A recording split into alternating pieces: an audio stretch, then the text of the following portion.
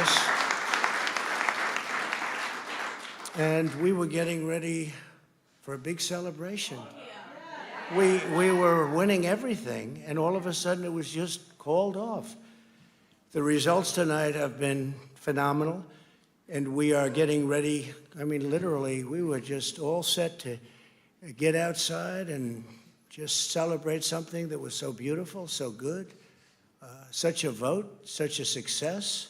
The citizens of this country have come out in record numbers. This is a record. There's never been anything like it. To support our incredible movement, we won states that we weren't expected to win. Florida, we didn't win it. We won it by a lot. And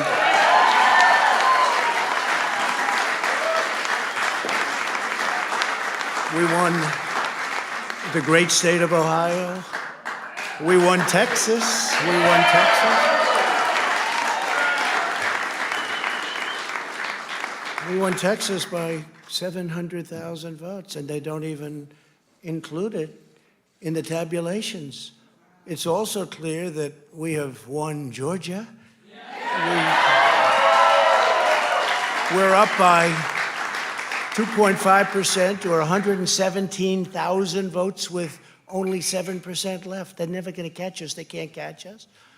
Likewise, we've clearly won North Carolina,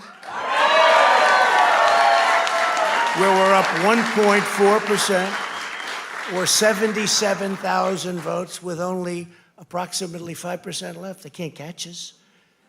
We also, if you look and you see, Arizona, we have a lot of life in that. And somebody declared that it was a victory for, and maybe it will be. I mean, that's possible.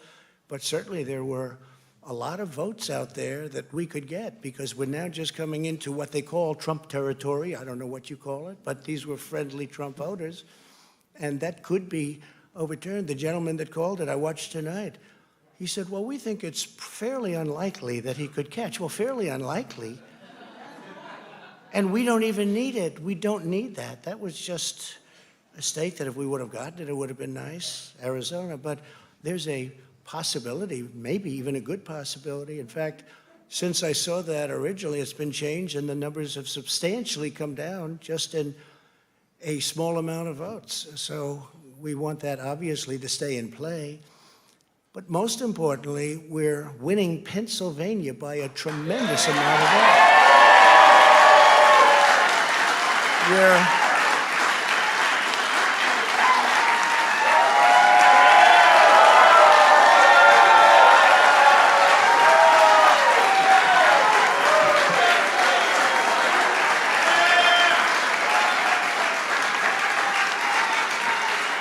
We're up 600, think of this. We're up 690,000 votes in Pennsylvania, 690,000. These aren't even close. It's not like, oh, it's close. With 64% of the vote in, it's going to be almost impossible to catch. And we're coming into good Pennsylvania areas where they happen to like your president. I mean, it's like very good. So we'll probably expand that. We're winning Michigan, but I'll tell you, I looked at the numbers. I said, whoa. I said, wow, that's a lot. By almost 300,000 votes, and 65% of the vote is in. And we're winning Wisconsin, so we're winning. We don't need all of them. We need, because when you add Texas in, which wasn't added, I spoke with the really wonderful governor of Texas just a little while ago, and Greg Abbott, he said, congratulations. He called me to congratulate me on winning Texas. I mean, we won Texas. I don't think they finished quite the tabulation, but there's no way. And it was almost complete, but he congratulated me. Then he said, by the way, what's going on? I've never seen anything like this. Can I tell you what? Nobody has. So we won by 107,000 votes with 81% of the vote. That's Michigan. So when you take those three states in particular, and you take all of the others, I mean, we have so many, we had such a big night. You just take a look at all of these states that we've won tonight. And then you take a look at the kind of margins that we've won them by. And all of a sudden, it's not like we're up 12 votes and we have 60% left. We won states, and all of a sudden, I said, what happened to the election? It's off. And we have all these announcers saying, what happened? And then they said, oh, because you know what happened? They knew they couldn't win, so they said, let's go to court. And did I predict this, Newt? Did I say this? I've been saying this from the day I heard they were going to send out tens of millions of ballots. I said exactly, because either they were going to win, or if they didn't win, they'll take us to court. So Florida was a tremendous victory, 377,000. Texas, as we said.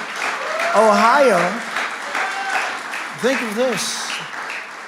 Ohio, a tremendous state, a big state. I love Ohio. We won by 8.1%, 461,000. Think of it. Almost 500,000 votes. North Carolina, big victory with North Carolina. And so we won there. We lead by 76,000 votes with almost nothing left. And all of a sudden, everything just stopped.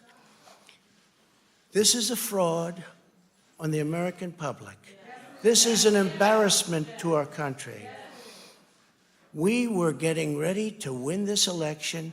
Frankly, we did win this election. We did win this election. So our goal now is to ensure the integrity for the good of this nation. This is a very big moment. This is a major fraud in our nation. We want the law to be used in a proper manner. So we'll be going to the U.S. Supreme Court. We want all voting to stop. We don't want them to find any ballots at 4 o'clock in the morning and add them to the list, okay? It's a very sad moment. To me, this is a very sad moment, and we will win this, and as far as I'm concerned, we already have won it. So I just want to thank you, and I want to thank all of our support. I want to thank all of the people that worked with us, and Mr. Vice President, say a few words, please. Please.